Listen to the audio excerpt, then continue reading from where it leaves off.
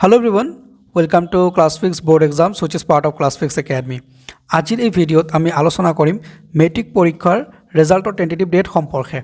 So ষ্টুডেণ্টসকলে আমাক বহুত বেছি হোৱাটছএপত মেছেজ কৰি আছে, ভিডিঅ'ত কমেণ্ট কৰি আছে, ইভেন ষ্টুডেণ্টসকলে কেতিয়াবা আমাক ফোনো কৰি সোধে যে ছাৰ মেট্ৰিক পৰীক্ষাৰ ৰিজাল্ট কেতিয়া দিব। হয় বাৰু, তেওঁলোকৰ এনেকুৱা মানে কুৱেশ্যন মনত ৰাইজ হোৱাটো স্বাভাৱিক আৰু তেওঁলোকৰ যিটো ছিটুৱেশ্যন মানে বহুত বেছি এক্সাইটেড হৈ আমাক মানে সোধে, বহুত নাৰ্ভাছো হৈ আছে তেওঁলোকে। চ' এনেকুৱা ছিটুৱেশ্যন হোৱাটো স্বাভাৱিক। আমি যেতিয়া পৰীক্ষা দিছিলোঁ তেতিয়াও এনেকুৱা ছিটুৱেশ্যনে হৈছিলে আমাৰ।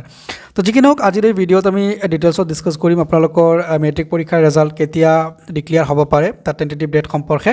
তাৰ পূৰ্বে আপোনালোকক জনাইছোঁ যে আপোনালোকে মেট্ৰিক পাছ কৰাৰ পিছত যদি কোনো ষ্টুডেণ্টছ আছে বা কোনোবা অভিভাৱকে ভিডিঅ'টো চাই আছে, চ' মেট্ৰিক পাছ কৰাৰ পিছত আপোনালোকে খুব ধুনীয়াকৈ ClassFix board exam ইউটিউব চেনেলত প্ৰিপাৰেশ্যন চলাব পাৰিব হায়াৰ ছেকেণ্ডেৰী ফাৰ্ষ্ট ইয়াৰৰ কাৰণে। চ' হায়াৰ ছেকেণ্ডেৰী ফাৰ্ষ্ট ইয়াৰ আৰু ছেকেণ্ড ইয়াৰৰ ক্লাছেছ আমি অলৰেডি প্ৰভাইড কৰি আছোঁ আমাৰ ClassFix board exam ইউটিউব চেনেলত।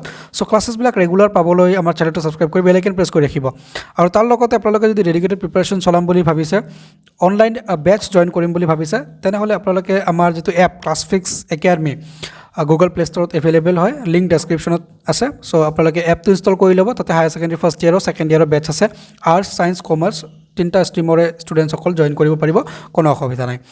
তো যি কি নহওক, আমি ভিডিঅ'ৰ যিটো মূল টপিক সেইটোলৈকে আগবাঢ়িছোঁ যে আপোনালোকৰ ৰিজাল্ট কেতিয়া দিব বা ৰিজাল্টৰ টেন্টেটিভ ডেট কি।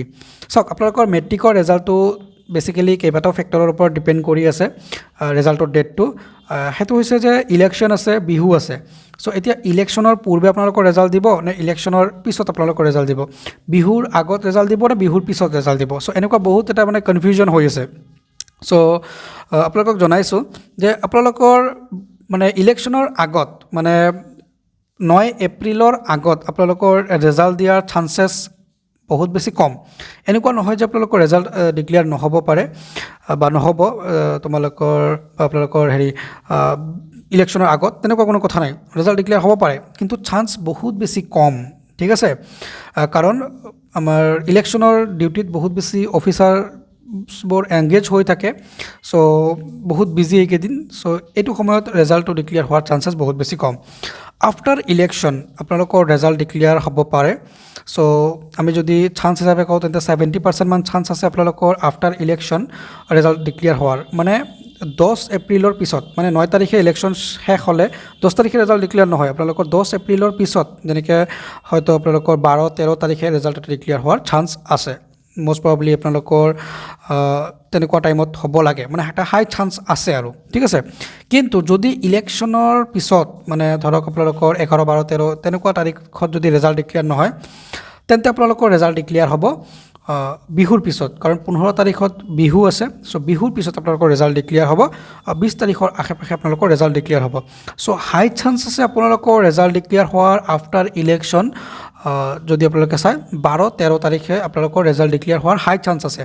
তাৰপিছত আপোনালোকৰ বিহুৰ পিছত ৰিজাল্ট ডিক্লেয়াৰ হোৱাৰ চান্স এটা আছে, যিটো আপোনালোকৰ 20-21 তাৰিখে আপোনালোকৰ ৰিজাল্ট ডিক্লেয়াৰ হ'ব পাৰে। চ' মষ্ট প্ৰবাবলি আপোনালোকৰ ইলেকশ্যনৰ পিছত বিহুৰ আগত আপোনালোকৰ ৰিজাল্ট ডিক্লেয়াৰ হ'ব লাগে। কিন্তু যদি নহয়, তেনে ক্ষেত্ৰত আপোনালোকে বিহুৰ পিছত আপোনালোকে 20-21 বা 22 তেনেকুৱা তাৰিখত আপোনালোকে ৰিজাল্টটো পাব লাগে। তো যি কি নহওক, এইখিনি আছিলে আপোনালোকক জনাবলগীয়া। চ' আই হোপ আপোনালোকে মানে মোৰ কথাখিনি বুজিব পাৰিছে যে ৰিজাল্ট কেতিয়া ডিক্লেয়াৰ হ'ব, টেন্টেটিভ ডেট কি হয়। ডেফিনেটলি ভিডিঅ'টো মেক্সিমাম ষ্টুডেণ্টছলৈকে শ্বেয়াৰ কৰি দিব। আৰু যদি কিবা প্ৰশ্ন সুধিব লগা থাকে, কিবা জানিব লগা থাকে, কমেণ্ট ছেকশ্যনত জনাব। প্ৰতিটো কমেণ্ট ৰিপ্লাই কৰি আপোনালোকৰ ডাউটখিনি ক্লিয়াৰ কৰি দিয়া হ'ব। আৰু আপোনালোকে ডেডিকেটেড প্ৰিপাৰেশ্যন চলাবলৈ ClassFix Academy এপটো ডাউনলোড কৰিব। লগতে আপোনালোকে ClassFix board exam ইউটিউব চেনেলটো আপোনালোকে ছাবস্ক্ৰাইব কৰি বেল আইকন প্ৰেছ কৰি ৰাখিব। আৰু যদি অলৰেডি ছাবস্ক্ৰাইব কৰিছে তাৰ বাবে অসংখ্য ধন্যবাদ। নেক্সট ভিডিঅ'ত লগ পাম। Bye bye, take care.